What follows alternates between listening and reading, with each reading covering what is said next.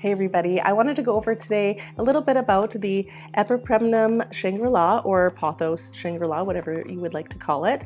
But I also want to show you how to propagate it. This is a beautiful plant. You can see that the leaf is really unique. It almost looks crinkly. Some people call them the spinach pothos as well, but they have this glossy, crinkly, and folded in leaf, and that is completely normal, and this is exactly what that plant looks like.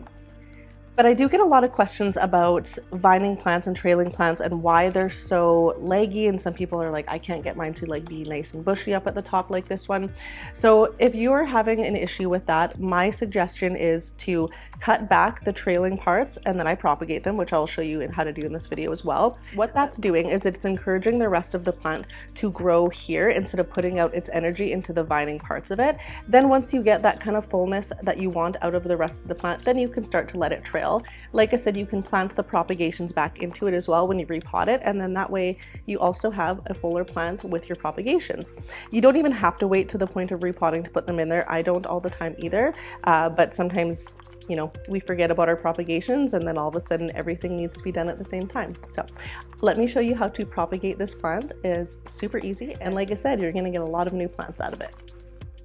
So when I'm looking for where to cut for a propagation of any pothos really, is I'm looking for these little nodes. Some are more prominent, like this one right here, than others. Some are smaller. I'll see if I can find a smaller one. Here's a good example of some smaller ones here. So these are little nodes and these are little nodes. That's what you're going to want to stick in the water to start growing new roots.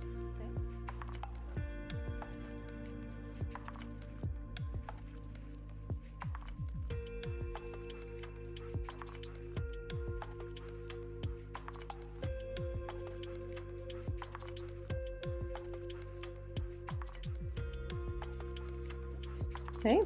You also want to get a good pair of pruning shears. These are our Jungle Club ones. Make sure that they're clean. I clean mine with alcohol to make sure they are sterilized and there's no transfer of bacteria or pests or anything like that, just in case. So when I'm going to propagate, I'm going to look for that node and I'm going to cut. I usually like to cut, you can cut just below it here, or you can cut about halfway. I like to go about halfway just to give it a little bit of stability in the water. Okay, look for another node here.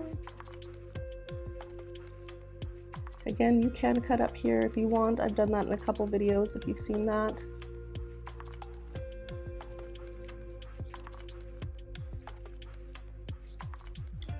And again, you can leave some behind. You don't have to cut it all the way back. I usually don't cut it all the way back.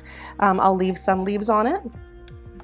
Awesome, and there you have it. So we have a bunch of our little cuttings that we're going to throw into some water, and we're going to watch it over the next couple weeks and watch the roots grow. So like I said, every plant is going to propagate a little bit differently, like begonias propagate differently than pothos do. So make sure you research the plant and find out the proper way to propagate it, or else you might kind of struggle.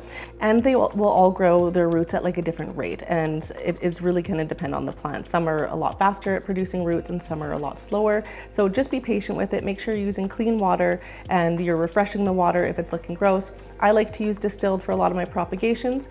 You can also use rooting gels. We do have a couple different kinds of rooting gel and we do have a blog about it, so definitely go check that out. But those are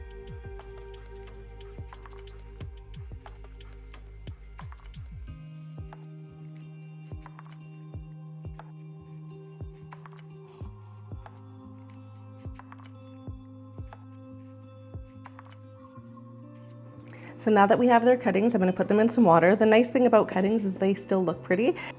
So this is just something that I had laying around. I like the look of it. So I like to use things like this when I'm propagating because then I'm just not sick of the look of it from sitting on my counter forever. So again, I have put water in it, and then I'm going to place the roots or where the nodes are in there. I like to use something that can kind of hold on to the leaves if I'm not using a tall, skinnier kind of vase, just to hold it up and the leaves don't sit in the water, because you don't want your leaves sitting in the water.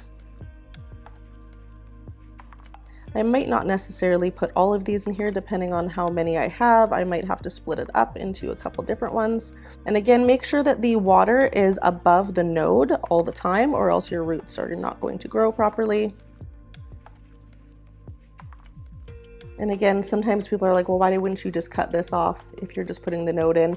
I do like it for a little bit of stability in there, again, depending on what I'm putting it in or how many I'm putting in.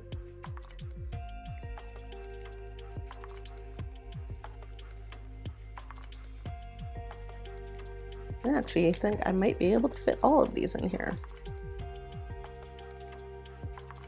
And there you have it. So it's gonna look cute, just like a new plant would that you got, but then you're gonna get a bunch of new plants out of it. If you have any questions, let me know.